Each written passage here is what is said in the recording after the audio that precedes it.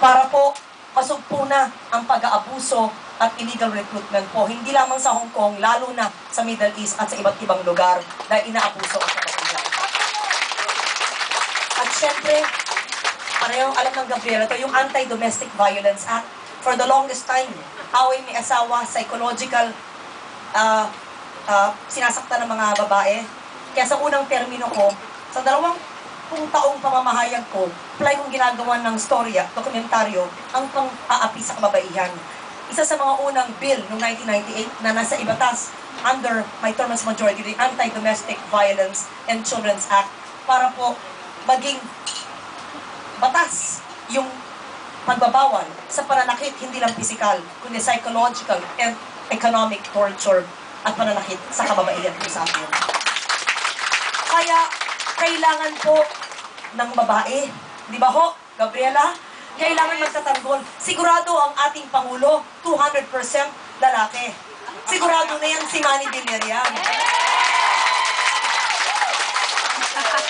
Kaya hindi ba, sa bawat tahanan, may ama ng tahanan. Paano na ang isang tahanan, isang pamilya, na walang ina, na walang babae? Sino ang utang pambayad ng kuryente? Sino ang magpapakain, magluluto sa ama ng tahanan? Sino ang bibili ng gamot pag may sakit ang anak? Kailangan ng puso. Kaya, nandyan si Congresswoman Cynthia, magiging First Lady, kasama ni Manny Villar. Kailangan natin ng senador na babae, nangangalaga sa OFW na si Toots Ople. Siguro naman po, at alam ng Gabriela, ang ating advokasya ay hindi lamang sa panahon ng kampanya, ngunit consistent po tayo. 20 taon naging mamamahayag at producer, at 12 years po naging senador. Suriin po nyo, Anti-Domestic Violence Act, Anti-Trafficking in Persons Act, Solid Waste Management Law, Clean Air Act, Clean Water Act, Climate Change Act, Micro and Small and Medium Enterprises Law, Idil Fitir Law, name it. Para po sa kapatid nating Muslim, para po sa maliliit na negosyo sa kanayunan, para po sa kababaihan, para sa kalikasan. Dahil maliwanag po ang aming plataforma na magiging Pangulong Manny Villar na makatao, makakalikasan, makakababaihan, at makabahayan. Kaya sa pagkakataon ito, kaisa niyo ko, hindi na po tinatanong yun. Alam naman niyo, mula po 20 years, ang ating kaibigan yung malayo sa Europa, yung nag-birthday nung isang araw, alam niyo, linunch ang kanyang libro sa UP. Hindi ko nababanggitin, marami pa rin mga CIA dyan. Matalik kong kaibigan, at hindi ko na kinahiya yun. Maski say siya na wanted list noon, hindi ko kinahiya. Yung ating kaibigan na napakatalinong Pilipinong nasa Utrecht, at ang kanyang makasamahan doon. At tayo, sa lahat na nagtatrabaho, marami po silang di nakakaalam na ang ama ko ay dating car salesman. Ako'y anak ng isang sekretarya sa bangko.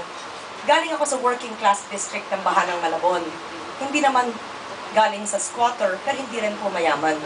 Kaya alam ko po kung paano magtiyaga, magsipag, maghirap, magtrabaho.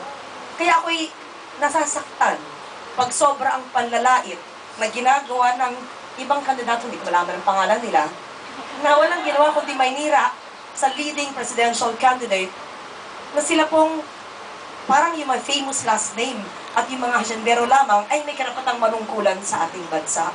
Kaya panahon na siguro, panahon na para ang galing sa hirap at nakakaintindi ng trabaho at hinagpis ng working class ang siyang manungkulan sa ating bansa. Happy Valentine's po sa ating migrante, sa ating mga kabayan, sa ating Gabriela, sa lahat po ng ating kasamaan at sa mga media galing Maynila. Magandang hapon sa inyong lahat. Kung Hey Fat Choy, ako'y pinanganak ng Chinese New Year. January 28, 1960, Chinese New Year ng taong to. Kaya birthday ko rin ngayon. Maraming salamat. Manny Villar, huwag kakalimutan. Ayun. Salamat po sa inyong lahat. Magandang hapon.